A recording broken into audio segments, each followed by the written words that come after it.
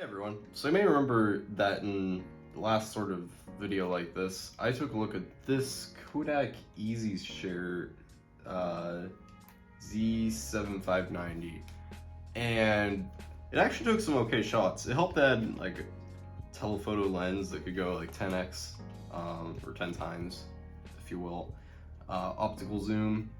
So that kind of gave me an advantage over the camera I was comparing it with, which was my phone, the iPhone 12. And I thought, well, since that was kind of fun, I might as well take a look at another old camera and see if it could compete with the iPhone 12.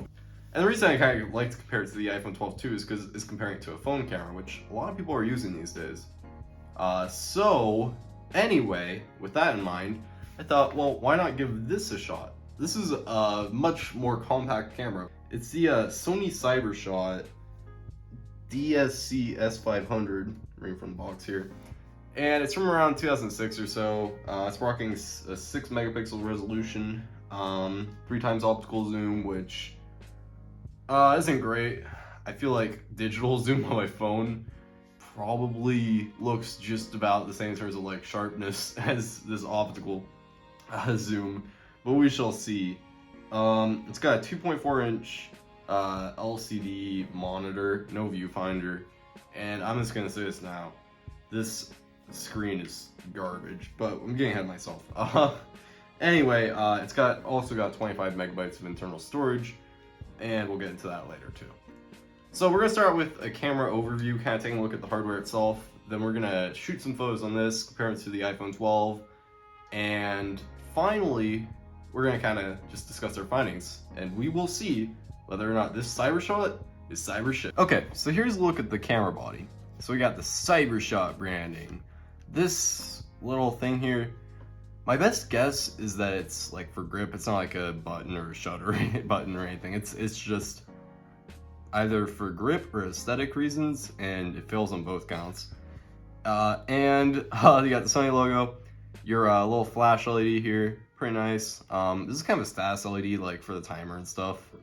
All right, so then we got a microphone and the 3 times optical zoom lens here.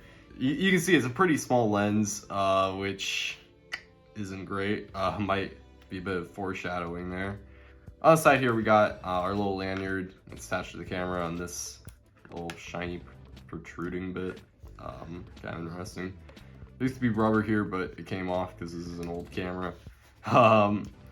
Then we got our controls. So we got zoom, a few various navigation things, and these also double stuff for like flash, whatnot. Then we got the screen.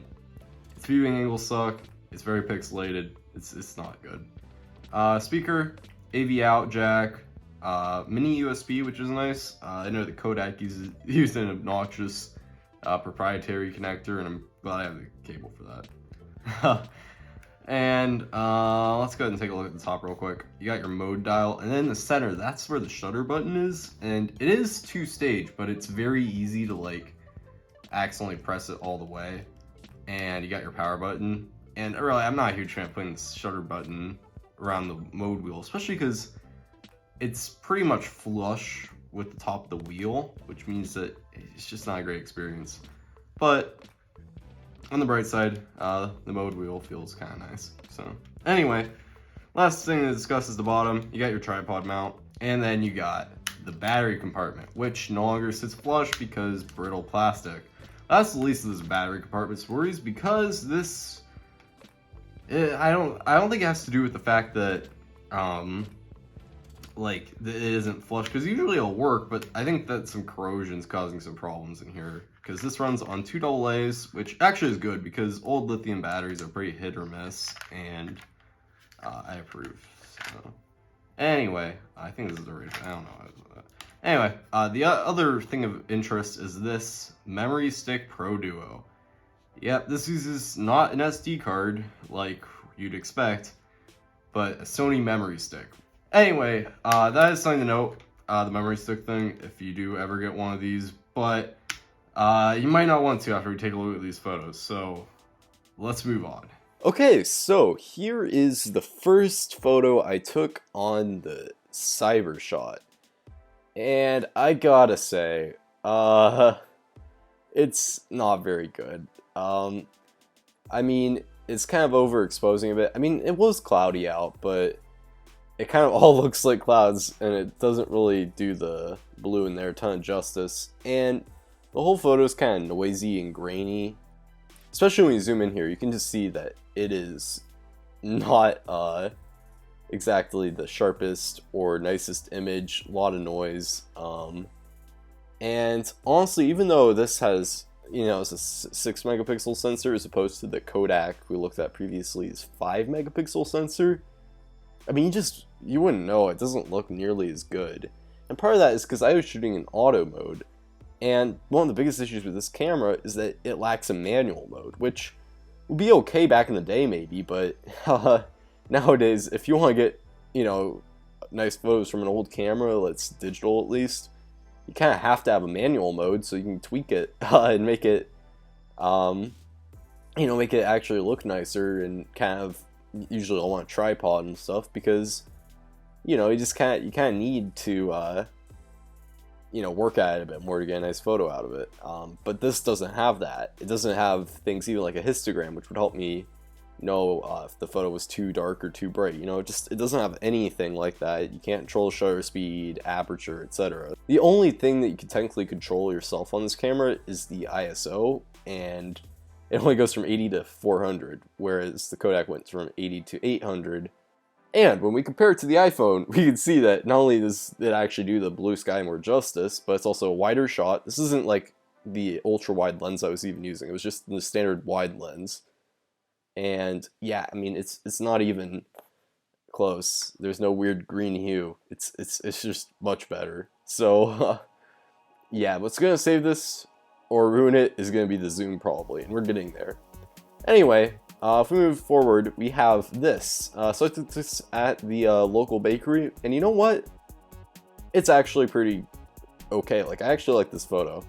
It's got fairly sharp. It doesn't like overexpose or anything, blow out the highlights. It's just a nice balanced image. I think that it's actually pretty nice. So I approve. I like it. I think that it's you know, pretty good. So maybe not the sharpest, maybe not the most high resolution, but I think it turned out pretty well and it captured the mood. So good job, Cyber-shot. And thing is, when you compare it to the iPhone, I mean, I don't know, it's kind of a different angle, so that doesn't help. I tried to make them as similar as possible, but it was kind of hard out in the cold. But yeah, it's a much sharper and more true to life. I mean, on the iPhone, I'd say. But you know what? This is a little point and shoot camera from over a decade ago. And honestly, I mean, obviously iPhone produces the better quality image. I think that's undisputed.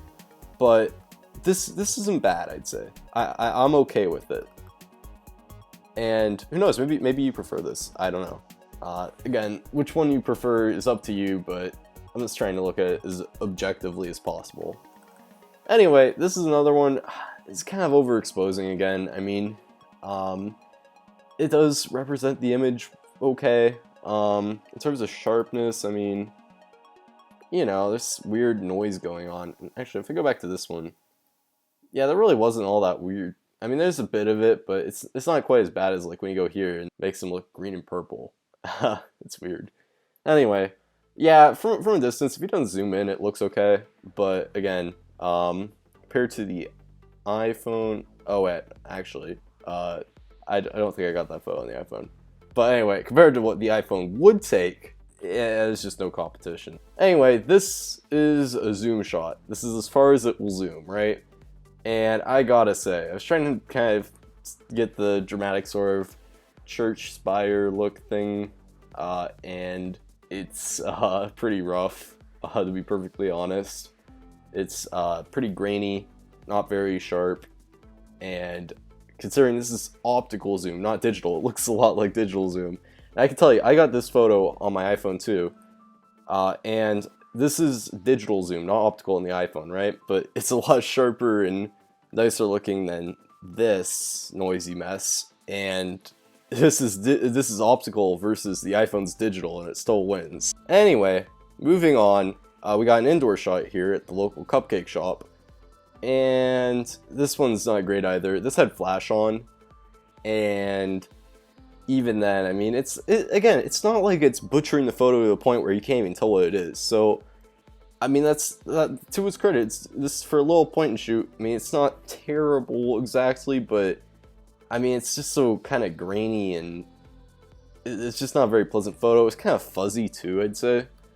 And I mean, I guess it's not the easiest environment, but compared to what the iPhone took, and yeah, there's just no competition. Here's the last photo. I don't even need to zoom in and show it to you. It's, you know, blowing out the highlights there. It's not a terrible shot. It's just exactly like the last few. It's fine, but it's not particularly special, and it certainly isn't going to compare to pretty much any modern smartphone. Meanwhile, the iPhone does a pretty good job. I can't really complain, and basically the exact same as the last few. So, how do I feel about the Sony Cyber-shot? Well, it's a mixed bag. On one hand, it's a nice little compact camera that can take better photos than you might expect, but it also has the problem of, you know, like saving to a memory stick, which has been a pain to work with.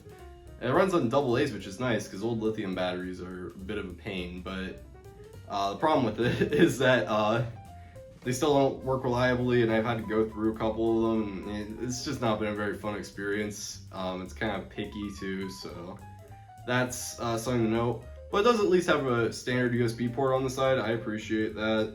And I mean, you could do much worse for $20 used, but you could also do like a lot better, I'd say. I mean, I get one of these Kodaks, and you'd probably have a better experience. But anyway, if what you want is a really compact little camera that you're not afraid to like take somewhere where you might be afraid to take your phone, because really any modern phone will probably do better than this will, and be more versatile too. But if you want like a camera to take around that you're not afraid to get damaged, even though it's not the most rugged, I mean, it's $20, so you know, it's basically disposable camera pricing territory.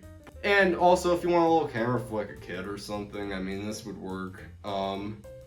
But given some of the weird issues I've had with this, and the fact that I do know that there's better stuff out there for around the same price used, I'd maybe advise against this one unless what you want above all else is a compact like name brand camera. Anyway, that's about it. So thanks for watching, and goodbye.